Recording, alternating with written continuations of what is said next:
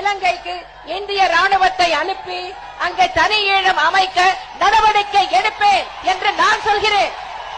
இந்த விடயத்தை பார்த்த பின்புதான் அண்ணன் சீமான் கூறுகின்றார், இலை மலர்ந்தால் ஈழம் மலரும் என்கின்ற விடயத்தை அண்ணன் சீமான் கூறுகின்றார். ஆகவே இந்த கடிதத்தை பார்த்த பின்புதான் அதற்கான விடையானது எனக்கு கிடைத்தது.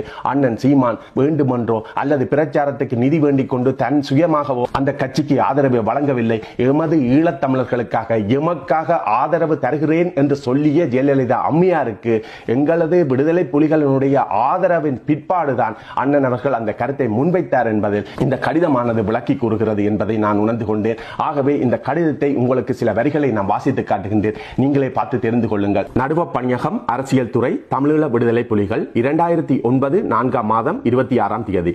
செல்வி ஜெயலலிதா பொதுச் செயலாளர் அஇஅதிமுக தமிழ்நாடு.